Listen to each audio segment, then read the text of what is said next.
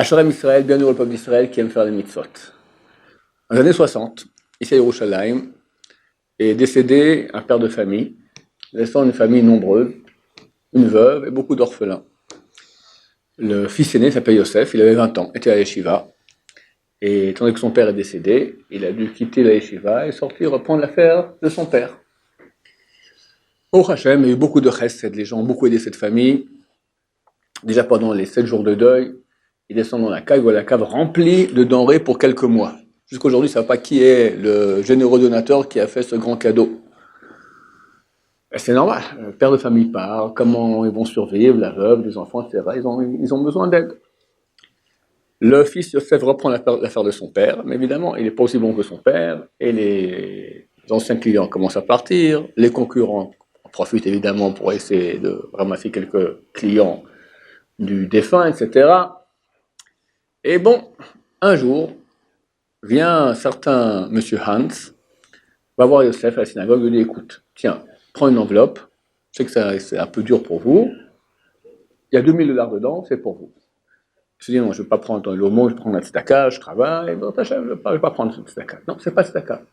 C'est un prêt, mais sans échéance. Tu me payes quand tu pourras rendre. Quand tu t'en sortiras, ça ira mieux les affaires, tu me rembourseras. Ok, si c'est comme ça, j'accepte. Quelques mois, voire quelques années passent, et bon, Hachem, les affaires vont mieux, et un beau jour, la veuve, avec son fils Yosef, décide que le moment est venu de rendre la dette à M. Hans. Yosef envoie un messager, M. Hans, il veut bien passer à mon bureau. M. Hans vient chez Yosef, et se dit, voilà, je vous rends l'enveloppe et $2000, merci beaucoup pour ce prêt. M. Hans dit, non, je ne prends pas. Mais vous ne comprenez pas.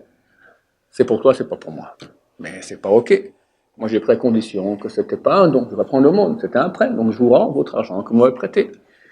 Il dit, je t'ai pas dit que c'est de l'aumône. Ça reste un prêt, mais c'est pas moi que tu le rends.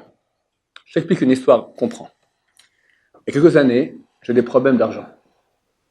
Je m'en sortais pas, ça allait pas, j'avais des dettes, j'arrivais pas à rendre, et un certain monsieur Louis Stein, c'était son nom, Louis Stein, est venu me voir, il m'a dit, je vois que tes affaires vont pas très bien, tiens, $2000. J'ai répondu, je ne suis pas intéressé, je ne vais pas prendre de tzedaka. Moi, je me débrouille, c'est difficile, mais bon, je ne vais pas prendre de tzedaka. Non, c'est pas tzedaka, c'est un prêt. Tu me rends prêt sans échéance. Tu me rends quand tu pourras rendre. Là, j'ai accepté. J'ai pris les $2000, ça m'a aidé, etc. Puis après quelques mois, ça allait mieux à faire. Et j'ai rendu les $2000, j'ai voulu rendre les $2000 à monsieur Louis Stein. Il m'a dit non.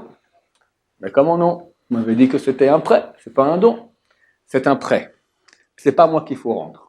Tu gardes l'argent, et je t'ai choisi maintenant, lorsqu'un jour tu verras quelqu'un qui a besoin d'argent, tu lui feras le même coup. Tu vas lui prêter cet argent-là, et ça sera un prêt sans échéance. Et quand il voudra te rembourser, tu lui diras, c'est que lui aussi continue à trouver quelqu'un d'autre comme ça.